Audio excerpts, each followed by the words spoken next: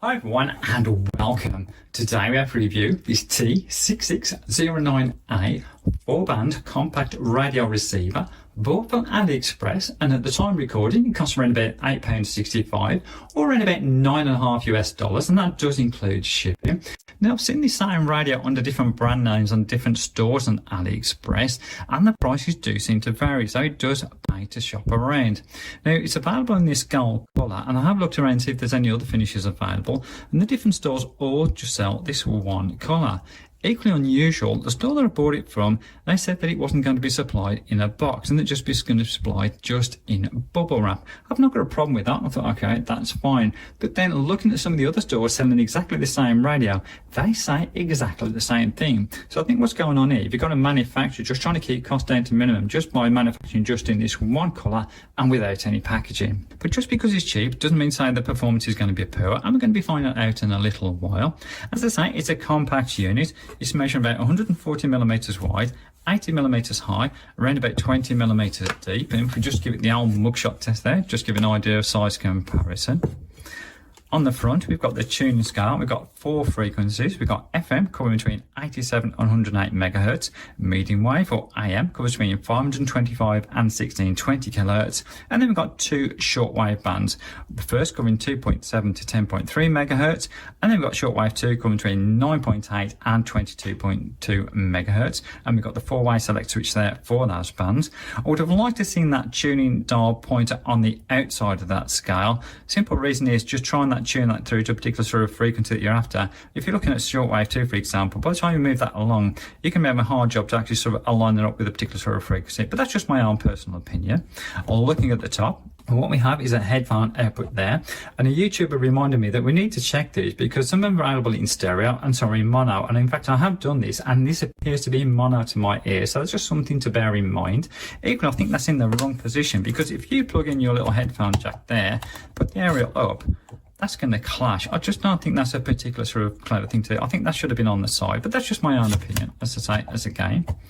Moving to the side, what we've got is the DC input there for recharging the internal battery. A little light there to say when it is recharging, which is useful. We've got the tuning thumb wheel there, and we've got the on-off volume thumb wheel switch there. And again, another little light there just to indicate when the radio is on. So if you've got the volume really quiet, at least you haven't got the danger there of draining the battery.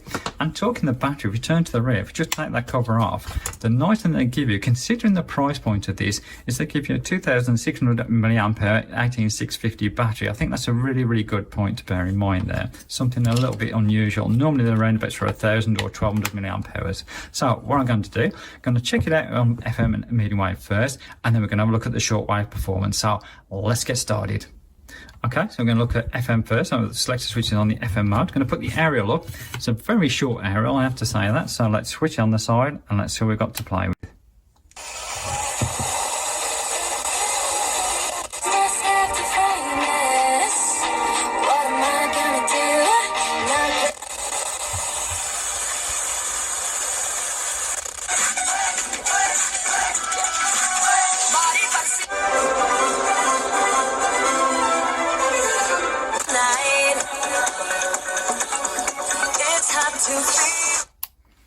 Actually, that's quite surprising. I was expecting it to be quite crackling, quite a sort of audio, but considering the size of the speaker, it's only 250 milliwatt output.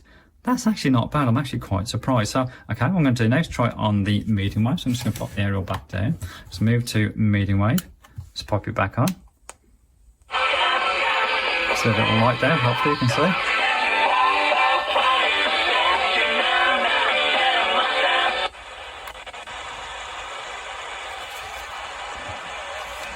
A bit stiff in the tuning wheel, but maybe that's not a bad thing.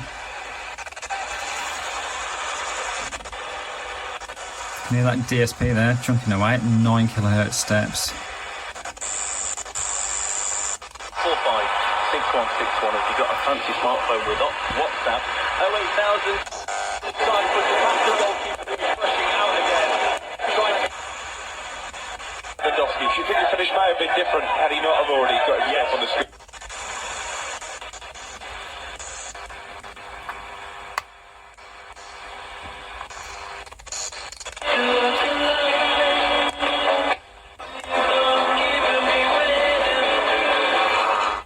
Okay, that's not too bad. So what I'm going to do now, I'm going to take the lights off, just going to put a normal sort of incandescent bulb in, just so we can get the noise down to a minimum, and then we're going to have a look on shortwave performance. So let's have a look at that.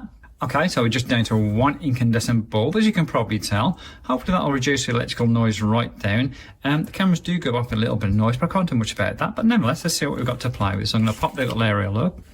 We're on shortwave band 1, so I'm going to pop the volume on and let's see what's out there.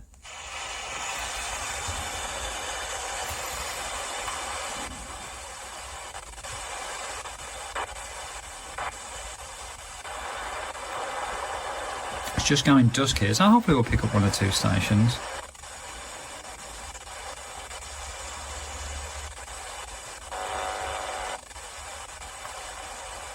Can you hear that DSB chunking away?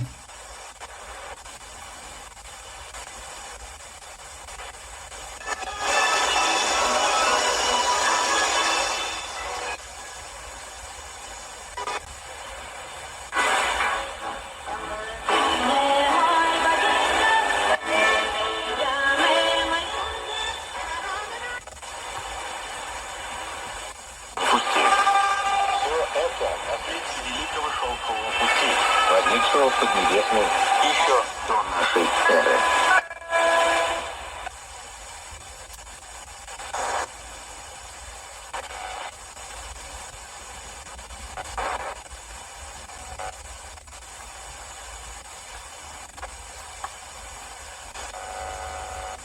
Just have to move that thumb wheel really slow,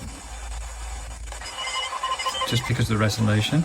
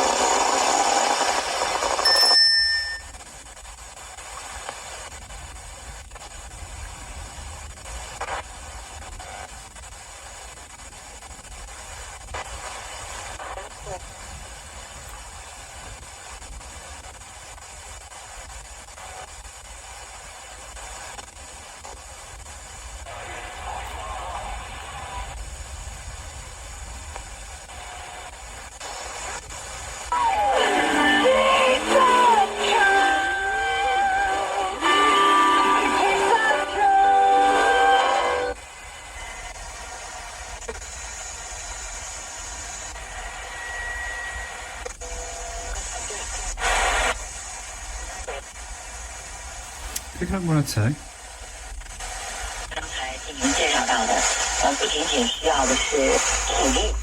Okay, I'm going to try shortwave 2 now, just see how we got on with that. So just pop that dial back down. There you go, pop it on. See what we can pick up.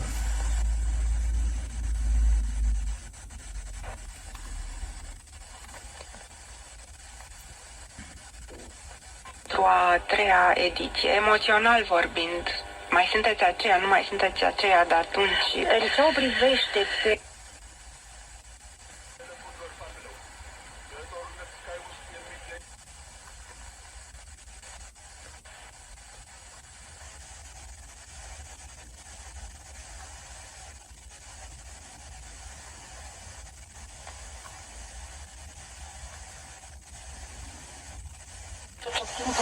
acolo și o fetiță m-a întrebat cum le-am perceput.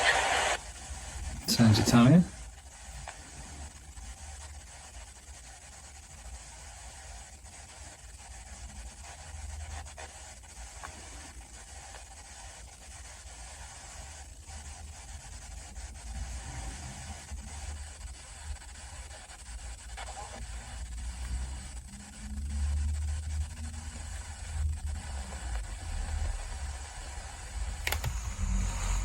Okay, that's not too bad. As I say, it's not dark yet, so I'm asking a lot of this little radio to pick up some shortwave stations, but nevertheless, it isn't too bad. And obviously just having the two bands there, you lose a lot in the resolution, so a very small movement of the tuning wheel there, you actually cover quite a few frequencies. So it would be nice if you could just sort of have a few more sort of bands just to get that resolution a little bit better, but nevertheless not too bad. So what I'm going to do is just pop the lights back on and we can take it from there.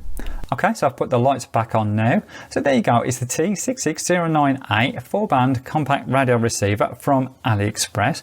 Do I recommend it? Well, on FM it sounds nice and bright, I have to say that, and the fact that they include this large capacity 18650 battery, I think that's a real plus point considering the price of this little receiver. If you're into your shortwaves, and I think this has got some competition, and there's two receivers that I'd recommend.